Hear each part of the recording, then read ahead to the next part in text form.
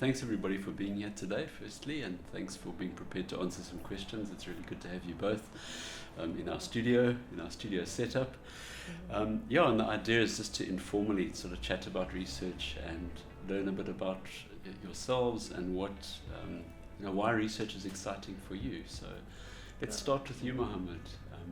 Just tell us a little bit about how you sort of came to realize that you enjoyed doing research.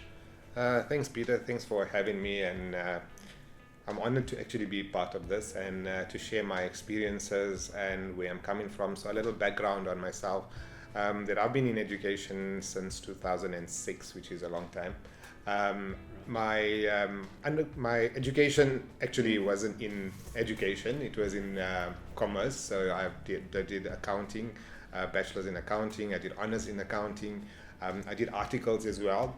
And my intention was to go the CA, to become a CA. But I got into lecturing by chance by doing some marking for UNISA, and that's when I realized I actually wanted to get into education.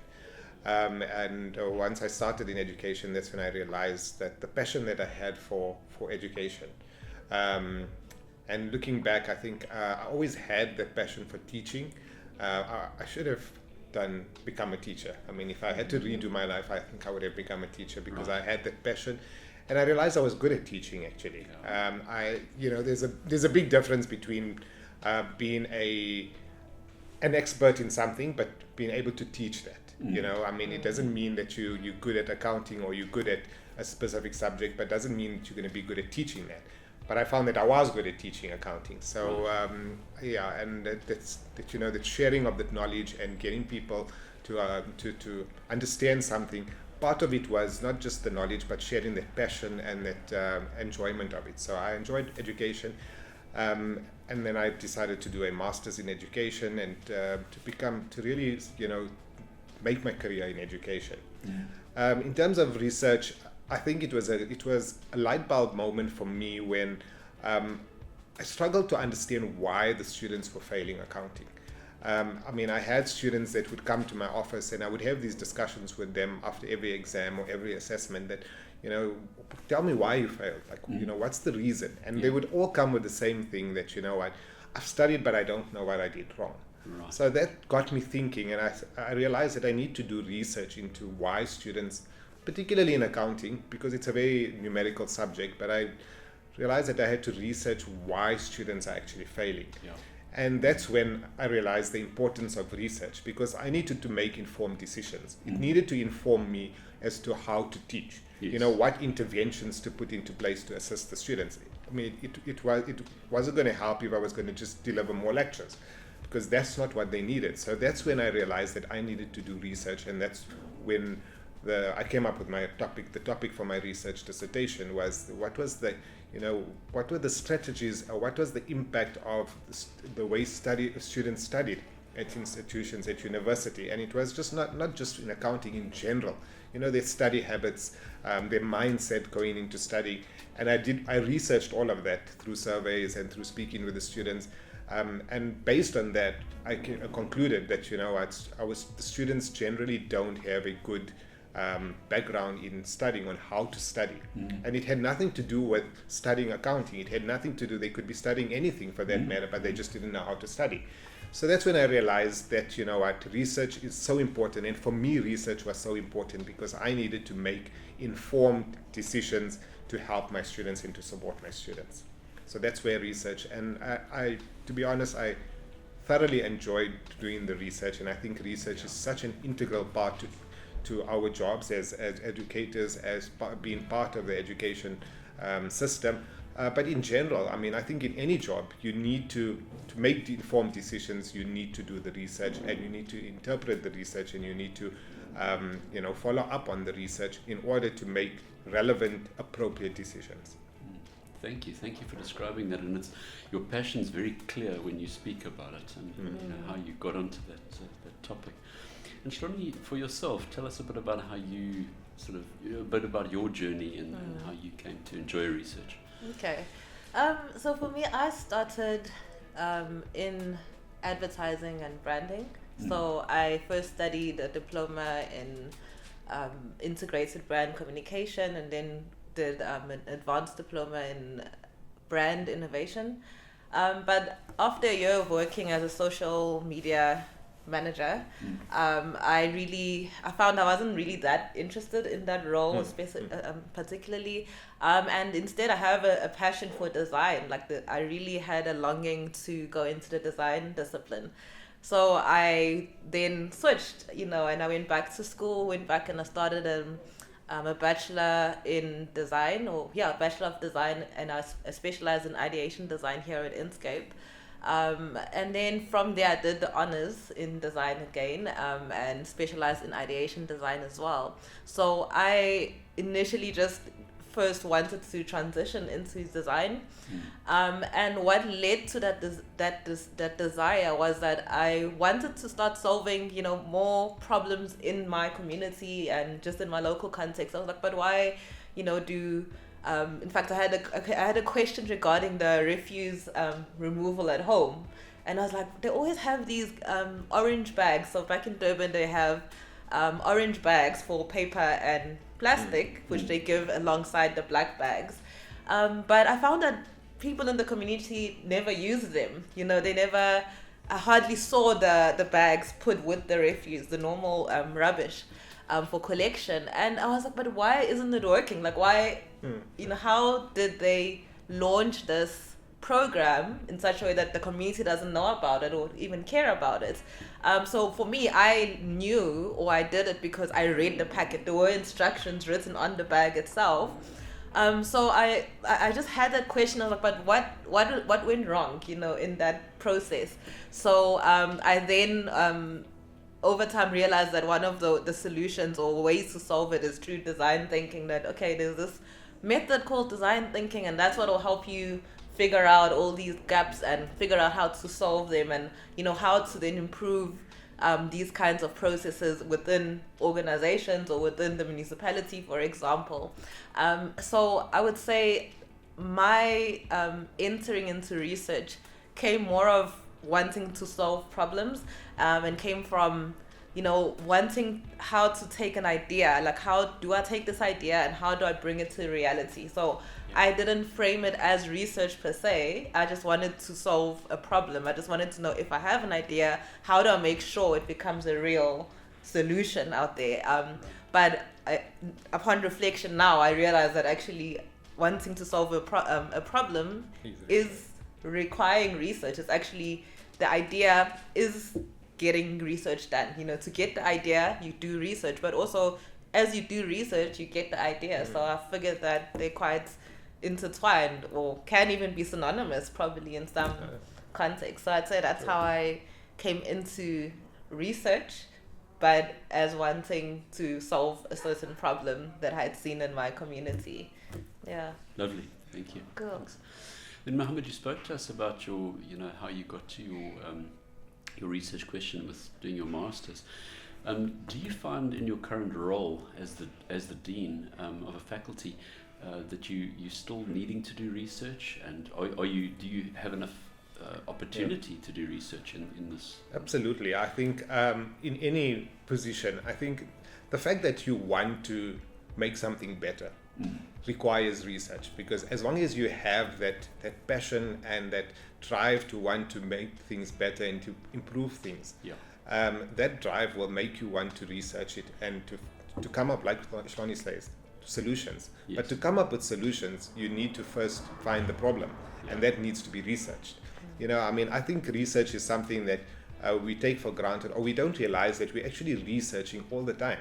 In every day of our lives, in different parts of our life, aspects of our life, we're researching. Yes. But being in education and being in an educational institution, I think for me, I want, even though I'm not directly involved with the students, I want to see the students being successful, and I want them to have a wonderful learning experience. They must have an amazing learning experience. It's not just about getting the qualification at the end of their 3 years. It's about the 3 years itself, and how can I make that better?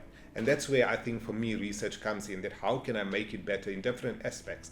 And part of research is analyzing data, analyzing There's different ways of doing research, and it's not confined to just one method or one way. There's so many different ways of doing research.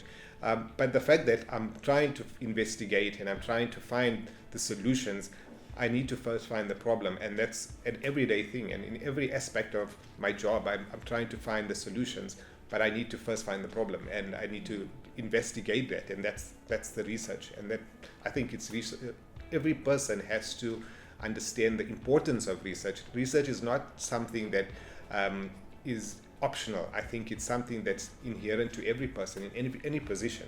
I think it has to take place, and I think it is taking place. People are just not. They just don't acknowledge it, and they're not cognizant that they're doing research. But in actual fact, you are doing research every day. I love that. I think you're absolutely right. Yeah.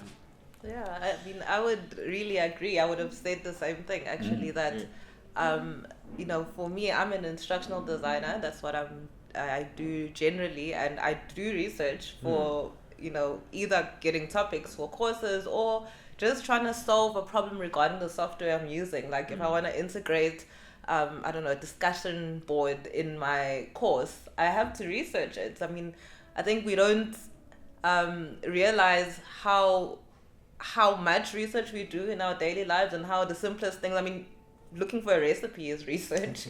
Exactly. With the ingredients you have. But sometimes, as you were saying, we are not cognizant of it, and we don't realize that it's part of our everyday life. It's part of how we go through life and solve problems of life, whether it is like a career related thing or your own personal thing, any situation, or cooking situation, or fixing something in your home. So, but we do research all the time, and it is then critical, or important rather, to know those. I'd say that to know those basic skills of research, either to know that, okay, there are options. These are the things I can do to solve those problems. These are the sources that I can ask. And we don't even think about primary sources as asking our mom something, asking our friend something. But those, we just make it more academic when we get to school, but we do it in our daily lives as well. Absolutely. No, thank you both. So in terms of the Faculty of Business and Innovation, Mohamed, are there sort of any tips and pointers that you would give to students in the faculty of what to kind of look out for at the moment? I think, and this is advice to, I think, students in general, that I think you have to be studying with a very open mind, and a critical mind. I think in today's time, to be successful in any position, in any discipline, in any field, you have to be critical, you have to be thinking critically, and you must have that willingness to investigate, a willingness to ask questions. And that's what I would encourage our students, is ask questions. Ask your lecturer questions, ask everybody questions. I think we need to develop that inquisitive mindset, that question why are people saying this, or why is this relevant, or why do I need to know this. And in that way, you're always going to be learning, you're always going to be researching, you're always going to be trying to improve yourself. And I think, we have to understand that, and this is to students generally in every institution, that learning is not just confined to a classroom and a period of time for one semester or one term or one class or one duration. It's lifelong. It's forever. Yeah. And I think you need to embrace that and acknowledge that, I'm going to be always learning and open to it, and there's different ways of learning, different formats of learning. And that would be my advice, is just be open to learning, through experience, through other people's experiences. And if you're open to learning, I think you'll just, your knowledge will just exponentially increase, and you'll just have so much more, you become a wealth of knowledge. I like that. I think you're sort of talking about being open to learning. It's about remaining teachable. And I think that lends itself to a lifelong learning approach. You never get to a point where you think you know it all, and you're always prepared to go and research and learn new things. So, Hloni, then coming to sort of ideation, and where ideation is at present in South Africa. Yeah. Have you got any insights there that you'd like to share with us? Yeah. I really, had to think about this question a bit. Like, okay, where are we going?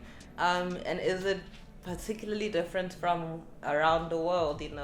But I figured that I think for every place or every context, the main thing is actually applying what is happening into your local context. So, what was standing out for me, what came to mind, is digitization. That is, what is currently taking place, even around the world and even in South Africa. It's growing traction in terms of solving certain even public issues with digital solutions. And the other aspect is, what is on everybody's tongue, sustainability. How do you make sure that your solutions are actually sustainable? How do you make sure that what you are doing is sustainable for the environment, good for the people? And I'd say the direction is actually that intersection, the intersection of digitization with sustainable practice, in conducting business, in solving the local challenges in our community. And I think action and say, okay, these are the tools, these are I would say, the criteria. We're looking for things that are sustainable, solutions that will be even regenerative in their outcome, in not only stripping and taking away from our environment, and then from our people. But if the solution can be sustainable, regenerative, and then we can use the digital tools that are coming up more often, I think then that is what will make, the ideation design practice grow in South Africa, or even be beneficial in our local context. Yeah. Thank you. Thanks, Hloni. Yeah. Yeah, and for Mohamed, for yourself, I've watched you transition from having arrived at Inscape with an accounting background, and then having to very quickly do research in order to learn about ideation, so that you could speak to that. And in that research, were there any particular things that sort of have struck you about ideation, or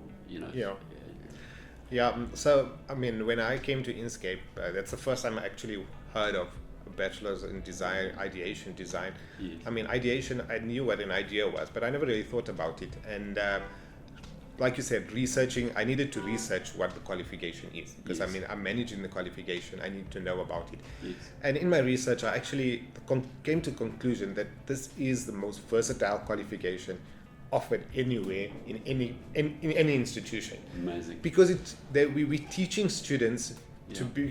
to learn how to come up with ideas and Yes. to ideate. Yes. And in today's world, there's so many problems and so many solutions are needed. And one solution, one problem gets solved, and another problem comes in. And it's the problems are in every facet of every person's life, and it's not restricted to just one company or one institution. And every company, every business needs someone to come up with ideas to solve the problems, and that's what we're producing, and that's what if you look at the students that have graduated from this qualification, the places that they are working in is so different from each other. It's amazing at how they can fit into any industry, in any business, and they can add value to their business, and they can be the ones that are going to solve the problems of their business. So ideation, I'm really, and I'm not saying this because I'm the dean of the faculty of ideation sits in that faculty, but I really think it's a qualification that is so versatile, it's so user-friendly, it's so needed. Yes. in every institution. Every company needs an ideator. Yes. And every company needs to have somebody that has done a bachelor's of ideation. In fact, I've discussed this with other people at Inscape, and this would be the ideal qualification for anybody to start off with. Yeah. Even if somebody wants to go into medicine at the end, they need to ideate. And if you want to be innovative, if you want to be cutting edge, if you want to be relevant worldwide, you need to be coming up with new ideas and solutions to problems. I like that. I think that's an interesting suggestion, and having ideation as almost a foundation to go from into whatever area you then choose. I think that's a very interesting notion to plug into. I think we always, if you look at job adverts, and all job adverts says that we want somebody that's a critical thinker. Mm. But how do you become a critical thinker? Exactly. You know, and that's what we teaching our students to become critical thinkers. Yes. Because coming out of school, Yeah. there aren't many people that are critical thinkers. You have to develop that skill. Definitely. And the ideation qualification definitely makes you a critical thinker. Yeah, for sure. And we have that. We've got a lovely example of a recent student who qualified, went along to an interview, explained to them what she'd studied. They hadn't heard about it, but they then created this position for her. I mean, Absolutely. it's such a wonderful story. Yeah. So, and Hloni, with the honours, are you glad you did it? When you think back on, did you learn a lot about research, and do you think it exposed you to enough of the different types of research? Okay, so I would say, I mean the honours qualification, for me, I feel it really, it firstly gave me confidence as just as a student, because from undergrad, generally you're even always told you don't know much. You're a student, you're still learning. Yeah. You even in how you conduct your assignments and your research, you're always sourcing other people and what are they saying, and using other people's ideas or insights to learn and formulate your own view. But in honours, what changed was I was now encouraged to write what I think. And it had to be like a flip. I'm like, okay, no, but I don't know anything, and I had to, go through that. I don't know if it was a conflict in my mind or what, but I had to then change my mindset and say, okay, wait, I do know. I have been studying ideation. I have been researching. I have been successfully. I've completed the course even successfully. So now I have to say what I know, and it is actually valid. And it counts. Yes. And so it then, changed my view. Firstly, as a person, or as a person doing ideation, or ideation design, and then yes, it did then also open my view of research, of how different methods will achieve different goals, how you can integrate all of those to make what you have to say or have to prove more substantial in making sure it's how do I put it, in making sure it fits the bill or fits all the viewpoints. I'm just thinking of how you have to use different types of sources to prove even one particular point. You get the inputs from maybe both customers and the supplier of a product, and you check online sources, and you check what people are saying on the streets on a particular topic or product, and in all of those views will then form your output or your conclusion. So I'd say the honours degree did open my mind to research, the processes of research, and of course giving me the confidence as a student and as a person going into industry that, okay, I do know enough to actually enter the industry and bring something to the table in the workplace. I love it. Thank you. I think what you if I may summarize, I think you are referring to how the research has actually given you a voice. Yep. And how, when you can talk from a position of being able to substantiate something, and you were talking about, sort of evidence-based decision making, I think that for me is what's so exciting about research. Yeah. And I think for today I'm gonna call it, and that's a wrap. So thank you both so much for joining the session. Appreciate it. Thank you.